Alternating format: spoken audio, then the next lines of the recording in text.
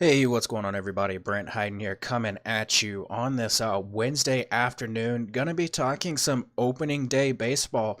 Going to try to keep the baseball pods fairly short. I'm not going to go over every single game, every single hitter, every single pitcher, every single stack, all that good stuff. I'm mostly just going to cover kind of the top stacks, the stacks that I'm looking at, some of the arms that I'm looking at, things like that. And then, as was the case with NBA, I want you guys to be checking out the daily breakdowns that I'm posting. Because there's a lot of information in those, and I do cover things really in depth in those videos or in those daily breakdowns. I know they can be a little bit long. I do my best to highlight the plays in my analysis. That way it's easy to find. But if you have any questions, concerns, or suggestions, feel free to let me know in the Discord. With this opening day video, I do want to cover a couple of things on the projection sheet that you guys are going to be seeing. You guys should already have access to that if you're seeing this video. If you're not signed up for the projections and content and all that good stuff, please make sure you're sending me a direct message on the Discord, in the Discord chat, and you can go ahead and get signed up. If you're an NBA subscriber, then you can get signed up for a special discount. And if you are not a current NBA subscriber and you just happen to stumble across this video or someone shared it with you, you can go ahead and send me a direct message on the Twitter machine. My Twitter handle at BrentHyden1 is in the description down below. And I'll tell you how you can get access to MLB and NBA free for the rest of the season. If you're a Patreon subscriber, I did want to let you guys know that your your current NBA Patreon subscription is going to roll over into MLB automatically. And you guys will have access to NBA free for the rest of the season as well. Just my way of saying thank you for being a loyal Patreon subscriber. But let me just go ahead and hop into a couple of things. The first thing I want to talk about is the projection model. When you're opening up the projections, this is an Excel version, but it pretty much looks the same as it does on in the Google Sheet. You're going to open it up to the lineups tab first, and this is probably the best place to start. This is where you're just going to see every single projected lineup, their projected points totals, and how that lineup stacks up as far as the sum. This list number right here that you'll see that I just highlighted. This is literally just the sum of all the hitters added together. So you can use that to identify the highest scoring stacks, things like that. I mean, it's just a quick place to see where where each hitter is projected to hit, things like that. You can use the stacks tab. I am going to be making some changes to this just to kind of color code it. This is just a little bit of a rough throw together so you guys have something to look at. This is not necessarily where each batter is projected to hit. This is just the top 5 hitters from each team, ranked in descending order. And as you can see, for opening day, the Yankees, who get Andrew Cashner, are the top projected stack, but just below them you do have the Phillies, the Cubs, the Rangers, the Cardinals, and a few other teams. I will get into that stuff here shortly. The cheat sheet, I'm going to be adding some more stuff to that as well, but you'll see different things like the top WOBA splits for the day, that is versus the handedness of pitcher they're facing, the top ISO splits against the handedness of the pitcher they're facing, weighted runs created plus, and then a little bit of StatCast data. I'm going to have some position ranking or some position stuff down here as well once I get that added in. But this StatCast stuff, this is top average exit velocity, top batted ball distance, barrels per plate appearance. That stuff's going to be populating with new data as the season goes on. This is all last year's data in there right now. On the hitters tab, I don't use projections the same way for baseball as I do NBA, in that I don't just plug them into an optimizer and, lock in my couple of plays and hit optimize. I primarily use them to identify guys that are in very positive matchups and guys that might project really well against their current salary. That is kind of what the ranking tab is. And that is why some of these guys you'll have to ignore, like the Boston guys, because they're on the showdown slate and they're in the projections. But as you can see, some of these guys that do stand out a little bit as good values compared to their salaries. Guys like Elvis Andrus going up against John Lester. Guys like Brett Gardner going up against Andrew Kashner. Some of these brighter colors obviously are decent values compared to their salaries. You do have like Ryan O'Hearn against Carlos Rodon, who is in a decent matchup, things like that. So that is kind of a quick rundown of how I use the projections. A lot of what I do is using the projections to identify some of those really good values, some of those players that are ranked really well, and then just kind of go off of that, plus the rest of the breakdown and content that I do. I will say I don't generally like to recommend a whole lot as far as other sites to look at information from, but the Roto-Grinders Plate IQ is probably one of the best tools to have access to, just because you get to see a lot of things. A lot of stuff that I talk about is, you know, the pitch matchups, pitch locations, things like that. That stuff is very, very important in Major League Baseball. You're able to get an edge if you understand how to utilize that information. I do cover a lot of that in my breakdowns that you can read every single day. So if you don't have the ability to understand all of this or to check out some of this information on your own, you can read the breakdowns and get that information out of there. But let's go ahead and take a look at the slates here. The first, DraftKings has it two different slates. You do have the early slate and the main slate. I really wish they would have kept it just one slate, but alas, they did two because, well, they have to be difficult. And the first game that we're really going to talk about here is the Baltimore Orioles and the New York Yankees. Yankees, as always, going to be a very, very popular team because, well, they have a lot of sluggers, and yeah, there's a lot to like about this matchup going up against Andrew Kashner. Kashner coming in last year actually wasn't even going to be the opening day starter till Alex Cobb strained his groin. Kashner, 5.29 ERA in 2018, some not good numbers overall. He was not a very good pitcher. He is not a very good pitcher, and there's a lot of bats to like from the Yankees side of this game, obviously. Guys like Aaron Judge, Giancarlo Stanton, Luke Voit, Gary Sanchez, those guys are going to carry ownership. If you read the notes, you'll see there are some guys that I did talk about a little bit that I like from the Yankees side of things that might be a little bit under-owned. Kashner throwing his forcing fastball to lefties about 31% of the time. He allowed a 273 ISO on it. Greg Bird posted a 397 expected WOBA against it, a 35% hard contact rating against the pitch. And he's a very interesting, cheaper option down towards the bottom of that lineup. He's 3,600 on DraftKings. That is a pretty solid price. He's cheap over on FanDuel as well. I don't have the FanDuel pricing handy, but I do know he is cheap over there. He is one guy that I'm looking at in this lineup to get a little bit of exposure to hopefully some cheap guys that will have a little bit lower ownership. I'm also looking at Brett Gardner as a cheaper way to get exposure at the top of the lineup, especially in cash games. You know, if the Yankees are putting up a lot of runs, Brett Gardner, who leads off, is a decent contact hitter, 92% contact rate against Kashner's fastball last season. He's probably going to be on base when, you know, some of these sluggers are hitting homers and things like that. So I really like Brett Gardner as a cheap way to get exposure here. Obviously, Aaron Judge, 278 ISO, 46% hard contact rating against Kashner's primary pitch last season. A very, very, very good option.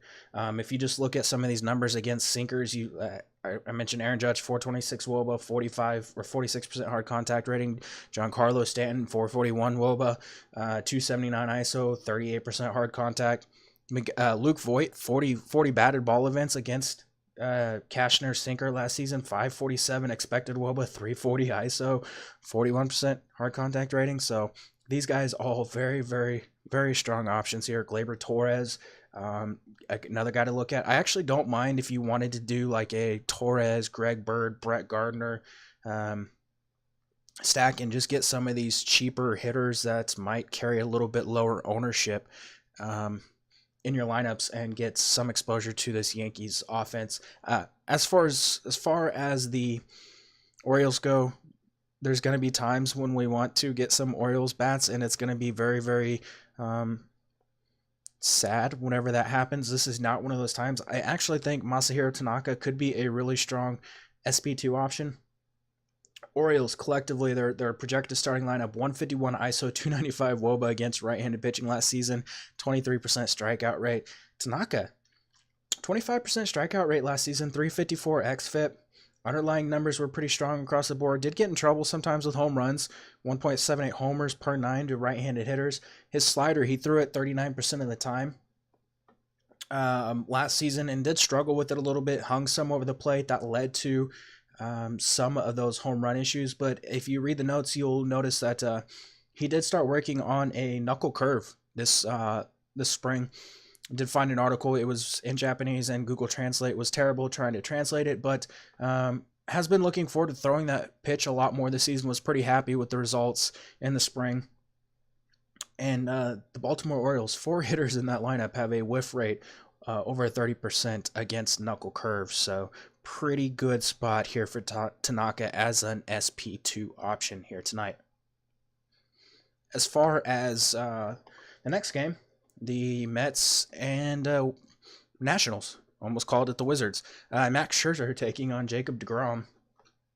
Max Scherzer probably the chalk SP1 option on the slate going up against the Mets. He's favored in this game, only 7 runs projected, or 7 run over under in this game. He was dominant last season. Obviously, Max Scherzer is a fantastic pitcher. 34.6% strikeout rate last season, 16.2 swinging strike rate.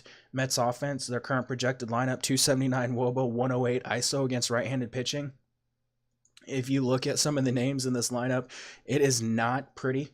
There's really not a whole lot to like about the any of the hitters in this lineup. No reason to think Max Scherzer cannot have just a bunch of success here. Again, he's pretty much the top option across the board as far as the early slate goes. As far as the all-day slate on FanDuel, still probably one of the top options. So Max Scherzer, fantastic option here. If you wanted to try to get some exposure to a Mets bat or two, you would want to look at the guys that hit cutters decently. Hitters posted a 475 xWOBA and 268 ISO against that pitch last season. Robinson Cano, Michael Conforto, Dominic Smith would be the names to look at there, but yeah, you're probably not trying to take a whole lot of hitters against Max Scherzer. On the other side of this game, Jacob deGrom. Obviously, this Nationals lineup isn't the same whenever you don't have Bryce Harper in it, but sorry, NBA news is coming in. It's still not a great matchup for him. You can roll him out in some tournaments. That's completely fine. He is coming off a season where he did have a 32.2% strikeout rate, some very solid underlying numbers. Collectively, the Nationals collectively a 200 ISO and 331 WOBA against right-handed pitching last season. Some notes about deGrom in the matchup in the breakdown, so make sure you're checking that out. Going to talk about Milwaukee and St. Louis a little bit here. Miles Mikolas taking on Jhoulys Chacín. Mikolas coming in, getting his first opening day start. 6th in the NL Cy Young race last season. 3-0, 4.01 ERA against the Brewers last season. This is a spot. There is a little bit of strikeout upside for Miles Mikolas, even though he's not a guy that posted any real strong strikeout numbers. I will say I do have interest in him as an SP2 option here. Obviously, I'm still looking at the Jacob deGrom or the Max Scherzers of the world as my primary pitchers. Mikolas did struggle a little bit against left-handed hitters, and there are some bats in this lineup from the left side of the plate. You have Christian Yelich, you have Travis Shaw, Mike Moustakas, Yasmani Grandal. some pretty formidable hitters on the from the left side of the plate to worry about, but Mikolas, someone that we definitely don't want to completely overlook as an SP2 option in this matchup. Um, those guys do actually hit sliders pretty well, and that's a pitch that Mikolas throws over 30% of the time to left-handed hitters. On the other side, I did highlight a lot of guys. You're not really looking at Jhoulys Chacín as a option here today. You are definitely looking at some bats against him, though. He does have a really, really high hard hit rating, a 440 or a 472 xFIP last season. Relies a lot on his slider, throws it 44% of the time. Could be kind of a bad thing for him because there are, Fantasy Labs. There are some Cardinals bats that are not good against sliders, but yeah, there's still some guys that we definitely want to look at. Matt Carpenter in the leadoff spot, going up against a guy in Chacín who really struggled against lefties. 343 WOBA allowed to left-handed hitters last season, 165 ISO, 39% hard contact rating. Matt Carpenter coming off a fantastic year, actually. 280 ISO, or no, sorry, 165 ISO, 343 WOBA, 39% hard contact. You know what? I just read the wrong stats. Carpenter had a 280 ISO, 398 WOBA, massive 48.6% hard contact rating overall against right-handed pitching. Really, really good spot for Matt Carpenter, who is a decent one-off. If you're looking at third base over on DraftKings, you have Andujar, and that's about all you have. So Matt Carpenter, probably one of the better third base options on the slate. Really, really good spot for him. I would consider getting guys like Paul Goldschmidt, Paul DeJong, a couple of these other guys in your lineups if you're rounding out a Cardinal stack. Chacín throwing his sinker 36% of the time. Goldie absolutely raked against that pitch last season. 464 WOBA, 299 ISO, 44% hard contact rating against it. Dexter Fowler actually had success against that pitch as well. He's never a sexy option, but did post a 421 WOBA and a 225 ISO against it. So he's definitely someone that we want to take a look at. If you're trying to get some cheaper exposure, $3,500 for Dexter Fowler over on DraftKings, not a bad place to look. And then Paul DeJong. Chacín threw a slider 52% of the time to right-handed hitters. Paul DeJong had a lot of success against it. A 205 ISO against that pitch. Shortstop, also a spot where there's some expensive options to look at, but not a whole lot else across the board. So Paul DeJong at 3,500 on DraftKings for this early slate is a pretty good option here today. Looking at the next game, Atlanta at Philly. Aaron Nola's a guy that I do have interest in. I'm going to just kind of leave the notes for that because I did cover that pretty heavily in the breakdown. I do want to talk about the new look Phillies, though, who get a crack at Julio Teheran, who's making his 6th consecutive opening day start. He has posted a pretty solid 2.73 ERA in his opening day starts, but this is a spot where he's going to have to get around some pretty good left-handed hitters, and Julio Teheran, a guy that has really, really struggled against left-handed hitters in his career. Bryce Harper, Odubel Herrera, Cesar Hernandez. Really, really, really interesting options here. Obviously, Bryce Harper, if I had to bet, would be like my bet for a homer today.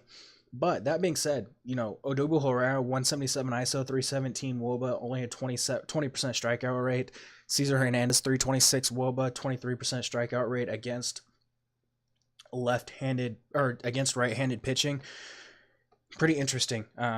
If you dig into some of the numbers for Teheran, his four-seam fastball was kind of the culprit behind his struggles last season. He gave up a 426 WOBA and a 265 ISO on the pitch, along with a 43% hard contact rating.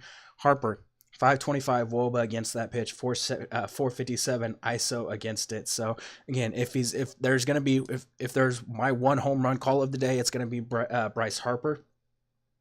We saw Odubel Herrera have some success against the pitch, 397 WOBA. And then Cesar Hernandez, 410 WOBA, 216 ISO against it as well.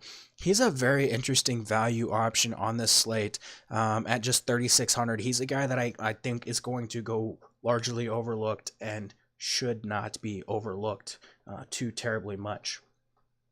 Going to close out the early slate by saying there is some interest in the Detroit Tigers and Toronto Blue Jays game. Man, I almost called them the Raptors. I have to get out of NBA mode. I broke down that game a whole heck of a lot. Even some notes on Jordan Zimmerman, who I do like taking some bats against him, like Danny Jansen.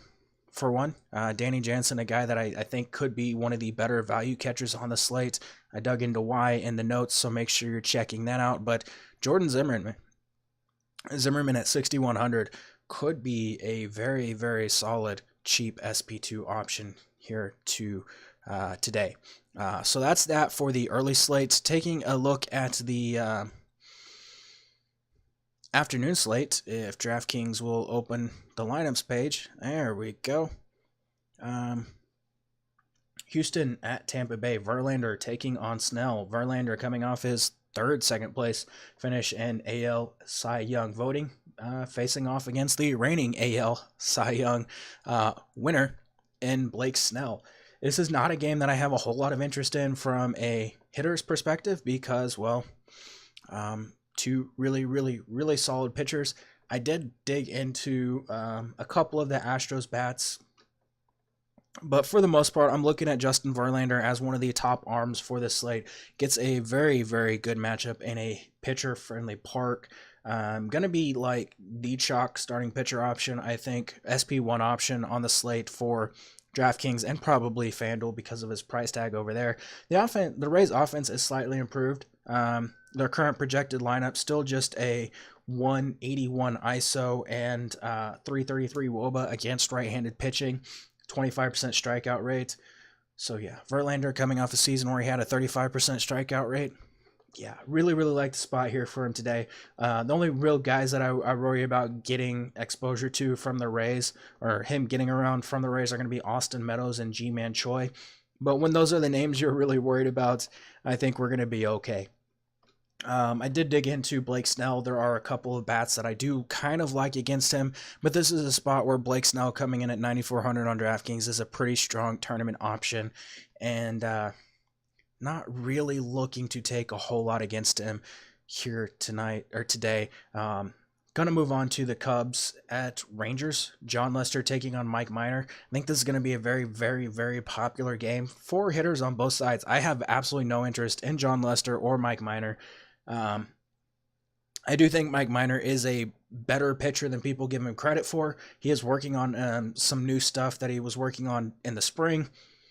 But I don't think this is a spot where I really want to try to pick on him. And John Lester, at this point in his career, probably shouldn't be an opening day starter. Looking at the Cubs bats first, Minor posted a 44.3% fly ball rate last season. That could spell trouble whenever there's a lot of Chicago Cub power bats in this lineup. You have Chris Bryant at 349 ISO, 469 WOBA against left-handed pitching last season. Anthony Rizzo only had a 298 ISO.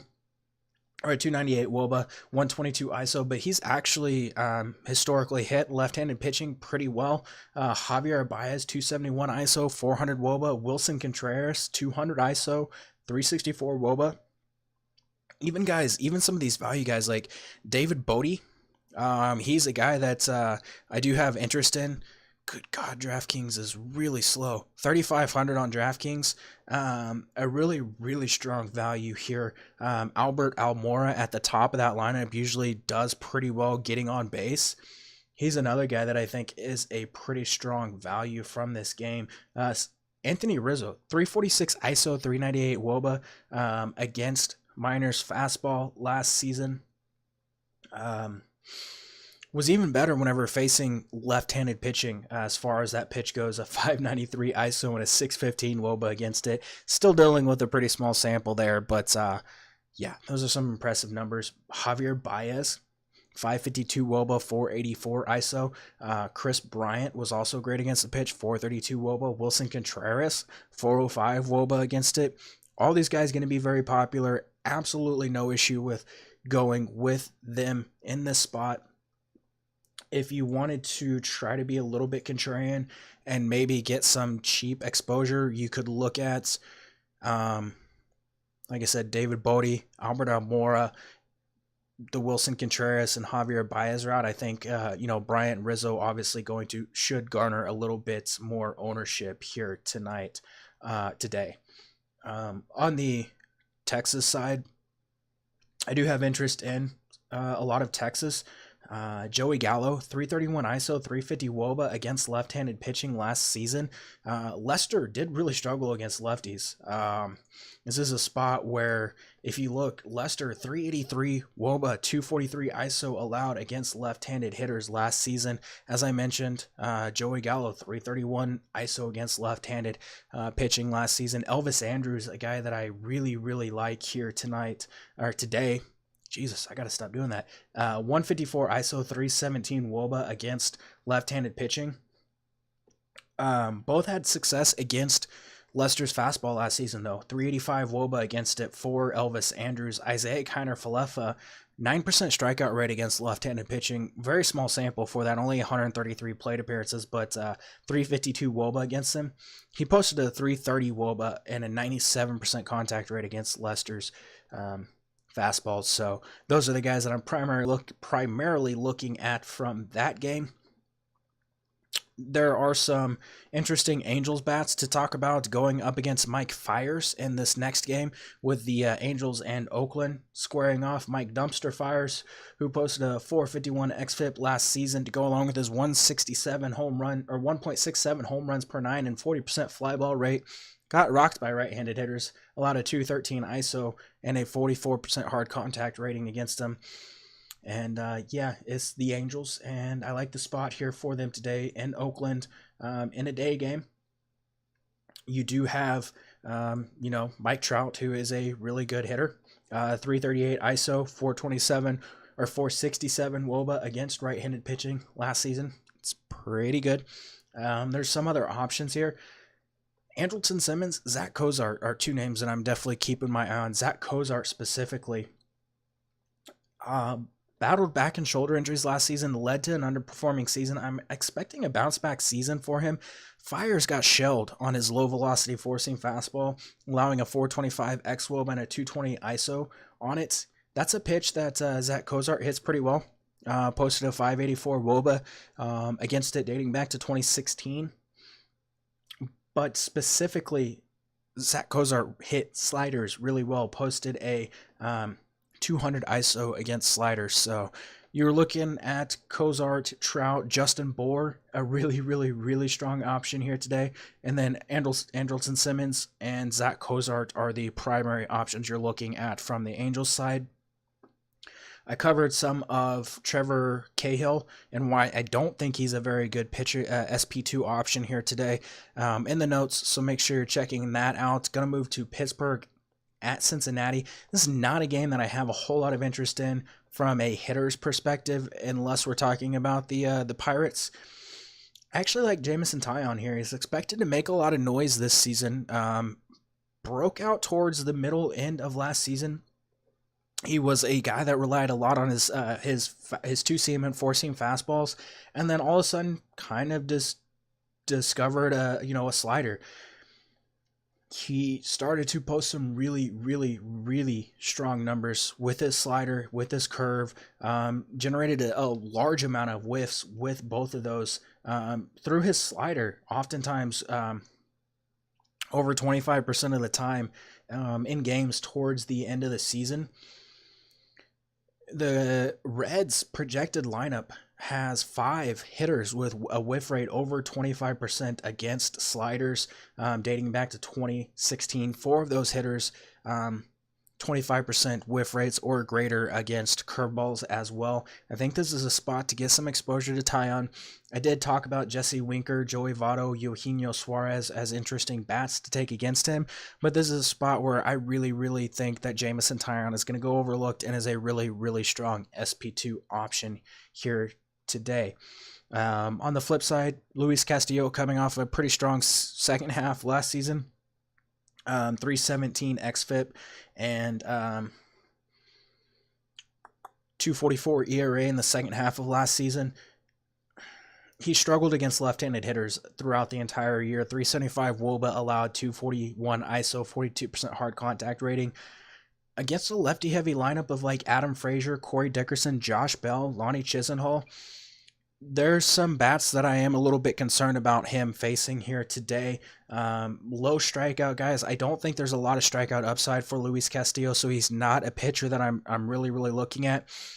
Corey Dickerson, I think, is the top power bat to look at. Luis Castillo's fastball is something that Corey Dickerson excelled against last season. 347 WOBA, 279 ISO against it, and also posted a 200 ISO against changeups and a 240 ISO against sliders. So this is a really good spot for Corey Dickerson here today. Looking at the Giants and Padres game, trying to move along pretty quickly. Again, trying to keep this as short as possible, but we have a lot of games to talk about. And there's a lot of hitters and a lot of pitchers on the slate that are in good spots. But one pitcher that I don't think is in a very good spot is Madison Bumgarner, who is coming off another year where he's kind of declining. We're seeing a lot of his underlying numbers really start to fall. Strikeout rate has gone from like mid to upper 20s down to below 20% last season. ERA is increasing over each of those spans. His curveball has lost some of its spin and some of its effectiveness. His swinging strike rates are down. There's not a whole lot of reason to really like Madison Bumgarner, and people are still probably under the impression that the Padres are terrible, and well, they're not. There are some pretty good hitters in this lineup going up against Madison Bumgarner. One of those guys, Ian Kinsler, looked really good in the spring. There's a lot of reason to expect him to have a good season this year. Did not post very good numbers against left-handed pitching last season, just a 218 WOBA, but an 11% strikeout rate. You do have Manny Machado in his 8.4% strikeout rate against Southpaws last season. In the heart of that lineup with Franmil Reyes, Will Myers, Hunter Renfroe, even Austin Hedges. Fernando Tatis Jr. is going to get in the lineup. This is a very formidable Padres lineup, and this is a stack that is probably going to garner some ownership, but we definitely don't want to overlook here today. Bumgarner threw his cutter and curveball to right-handed hitters a significant amount, so focusing on guys that hit that pitch would be your best bet. Manny Machado, 355 WOBA, 254 ISO, 41% hard contact rating against curveballs. Hunter Renfroe, a 363 WOBA, 276 ISO against curveballs. Franmil Reyes, 461 WOBA, 413 ISO against sinkers. Hedges, 330 WOBA against sinkers. And then Ian Kinsler, who I mentioned, had a really good spring. 358 WOBA, 237 ISO, 84% contact rate against curveballs. He's definitely someone that I think we should be looking at in that leadoff spot at second base here today at just 3,200 on DraftKings. If you're stacking Padres or trying to get like a one-off against Bumgarner here, Ian Kinsler, really strong option today. Eric Lauer is going to be a very popular SP2 option today, and I'm fine with it.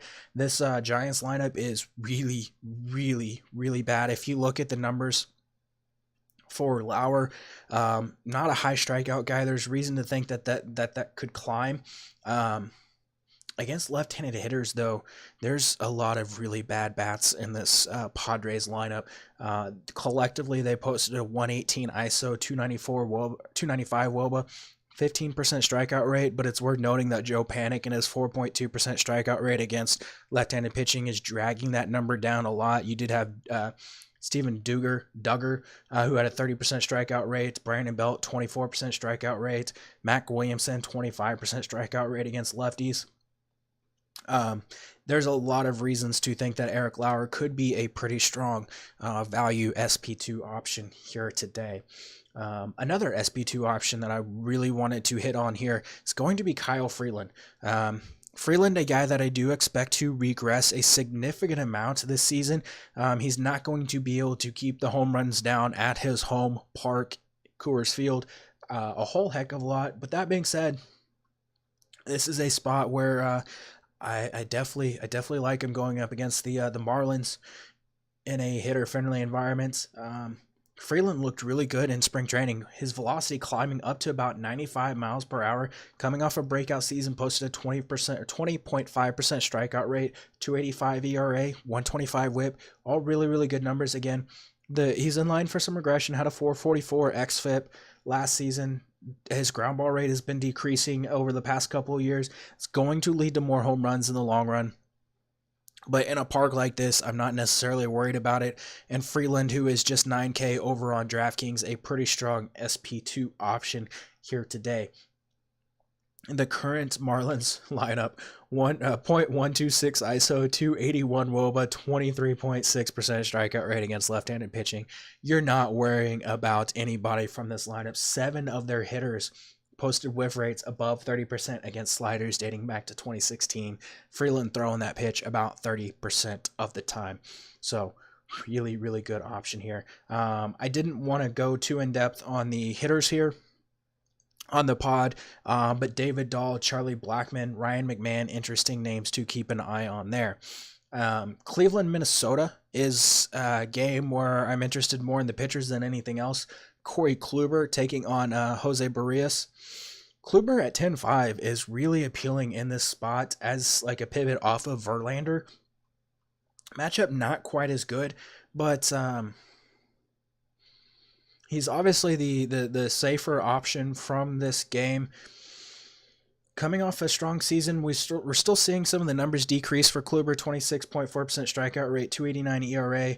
The decrease in the swinging strike rate from 15.6% to 12%, along with some of his issues with his cutter and his breaking balls, had me concerned a little bit. But this isn't a matchup where I'm too terribly worried about a whole lot of bats in this lineup. I did hit on Eddie Rosario, Nelson Cruz, CJ Cron as 3 bats that he's really going to have to work around.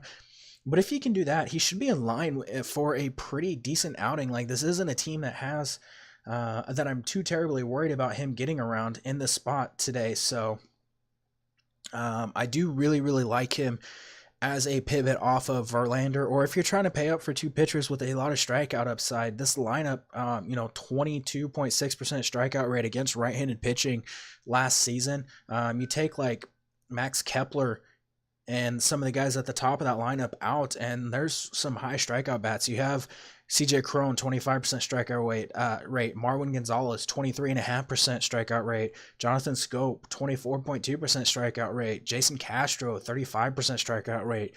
Byron Buxton, 27% strikeout rate. At the bottom of that lineup, there are a lot of strikeouts there for Corey Kluber. So that's definitely interesting to keep an eye on. On the flip side, this Cleveland lineup is a little banged up, and there's not a whole lot of scary bats in it either for Jose Barrios, who's coming off a year where he posted a 25.3% strikeout rate. Has looked terrible in spring, 4.43 ERA, gave up 10 earned runs and 5 homers, but has struck out 17 batters across 10.2 innings. His velocity up to about 94 miles per hour in spring training. His issues, a lot of them come from his curveball pitch. He's throwing about 31% of the time. He does hang that curveball a significant amount, and that leads to some of the issues. But if that curveball is working for him, he could absolutely feast in this spot. He'll need to navigate around, Jose Ramirez, 315 ISO, 422 WOBA, 12% strikeout rate against right-handed pitching. But if he can do that, you don't have anybody in that lineup that hits curveballs very well. And Jacob Bauer is really the only guy other than Jose Ramirez that even hits, Barrios' fastball very well. So this is a spot Barrios, some strikeout upside in this matchup. And he's actually had success against the Indians dating, last season, average 16 fantasy points against them. Obviously, a little bit of a different lineup, but has had some success in the matchup against some of these hitters. So yeah, he's definitely someone to take a look at here. Arizona and the Dodgers, two pretty strong arms in this spot. Hyunjin Ryu and Zach Greinke taking on against each other. Zach Greinke, another season where his fastball velocity dipped, but he relied a whole lot on some of his breaking stuff that looked really, really good. He's coming off a year where he had a 27 or 24% strikeout rate. His velocity in spring training has been down. It's a trend we've seen for several years now. I think Zach Greinke is fine as an SP2 option. I'm not really looking to take a whole lot of bats against him. It would be Justin Turner, Cody Bellinger, Austin Barnes, guys that I would be looking at if I was looking to stack Dodgers. But there's better stacks to look at here today, so it's not really a spot where I want to get a ton of exposure. Same goes for the Diamondbacks. I do actually think Hyunjin Ryu at 9,200 on DraftKings is a really, really, really strong SP2 option here. This Arizona lineup does have a little bit of pop in it, but against left-handed hitters, there's just not a whole lot of scary bats here. And if you look at the way they hit his pitch types, not really anyone you're looking at that has a whole lot of success against it. Ryu, coming off a year where he had a 27.6% strikeout rate, is working on a new pitch this spring.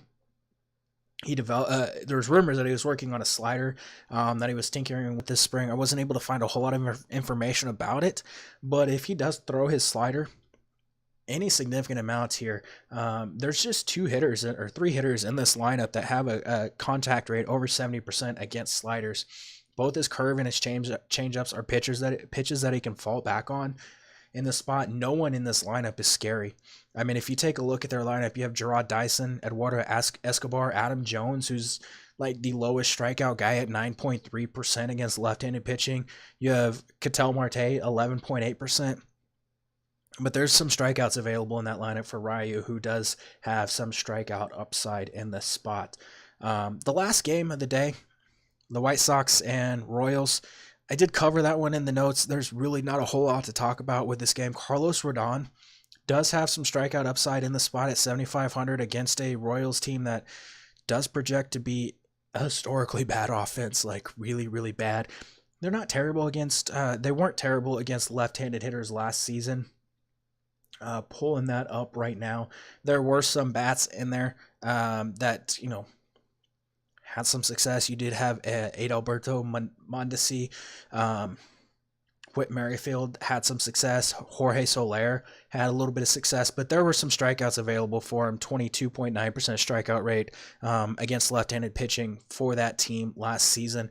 Rodon, a guy that has really, really struggled with consistency, does have an electric slider if he can get it working for him. Has looked somewhat decent in spring training. He would be a low-end SP2 option for me today, and that would be about it. I'm not really looking at a whole lot of bats from that game, but that should do it for the slate. I will get a little bit better. It's been it's been a long time since I've talked baseball, so again, as it was with NBA, this will get faster throughout the year. I will get a little bit better and more concise with my analysis throughout the year, things like that, but hopefully this will work to get you guys started along with the breakdown for tomorrow's opening day slate. So good luck in those contests, good luck in NBA tonight, and I'll see you guys tomorrow.